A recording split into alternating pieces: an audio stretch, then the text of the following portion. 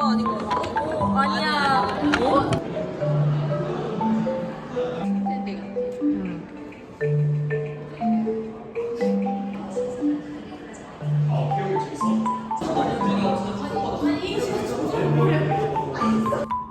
여기는 안녕하세요. 여기는 충주 고구려비 전시관이고요. 방금 진짜 고구려비를 봤는데 한 달 전에 왔어. 한 달도 안 됐다. 응. 나 무엇을 알려드리면 좋을까요? 궁금한 게 있으신가요? 브이로그 찍는 게 그거야? 이게 진짜 브이로그 찍는 거야? 그래서 아니 그 역진탐 과제를 내야 되는데 컨텐츠를 찍어야 되거든. 아 근데 진짜 뭐 해야 될지 모르겠어. 안녕하세요. 야. 아이들 만난입니다. 네, 한성백제 박물관에서 봐야 할 하나 뭔가 설명해 주세요. 가서 직접 보시면 될 것 같습니다. 아, 태건아 1학년 오시고 먼저.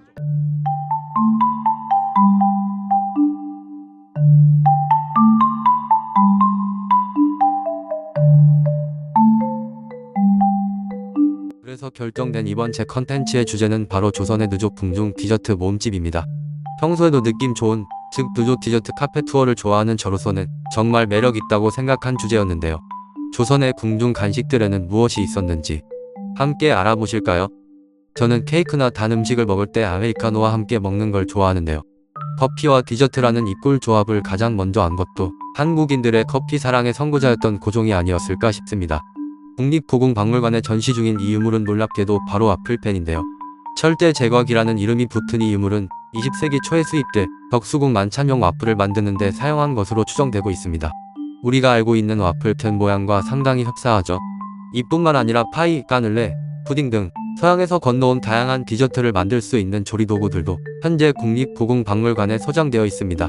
이렇게 조선 궁중에 조금은 어색한 서양 간식이 들어온 계기는 단순한 고종의 개인 취향이 아닌 꽤나 대외적인 이유였습니다. 1876년 개항 이후 조선 왕실은 서구 문물과 문화를 적극적으로 받아들였는데 이때 다양한 서양식의 식문화도 넘어오게 됩니다. 참고로 현재 활용되는 입식 형태의 서양식 주방도 이때 처음 들어왔다고 하네요. 더불어 조선이 개항한 이후 우리나라를 방문하는 각국의 외교관 수가 늘어났고 조선 왕실은 이들과 돈독한 관계를 맺어 국제 정세에서 조선의 입지를 지키려 했습니다. 이 과정에서 국제적인 대화의 장이었던 서양식 연애가 매우 중요해진 것이죠. 자연스레 외교 사절들을 대접하기 위한 음식에도 신경을 썼다고 합니다.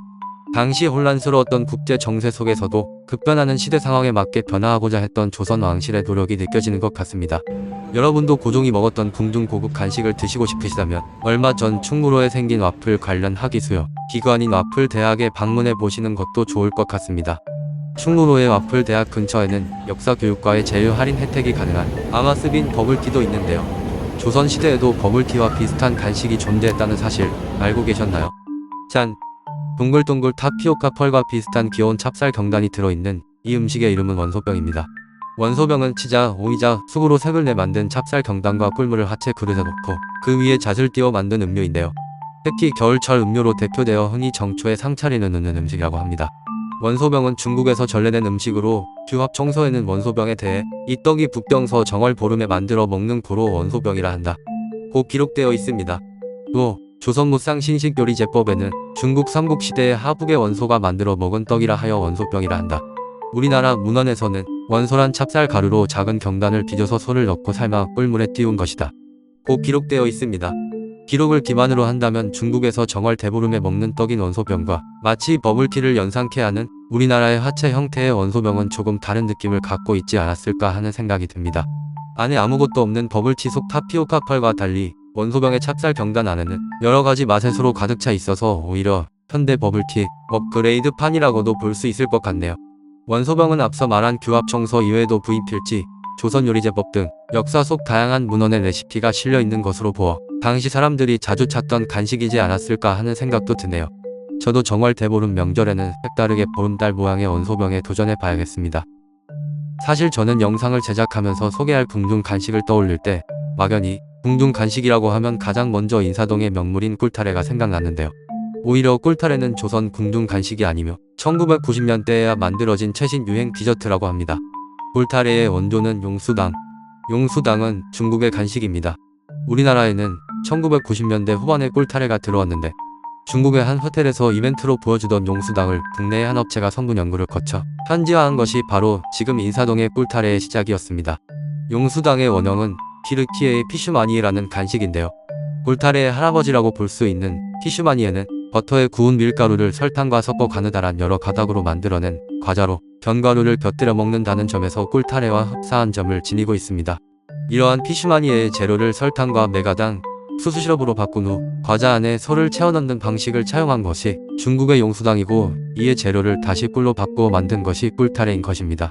어찌 보면 궁중 간식이라고 부르기에도 머쓱할 만큼 현대에 만들어진 간식인 꿀타래는 불과 몇 년 전만 해도 조선 궁중 간식 또는 사신 등 귀한 손님에게 대접했던 간식이라는 캐치프레이즈로 인기를 끌었는데요.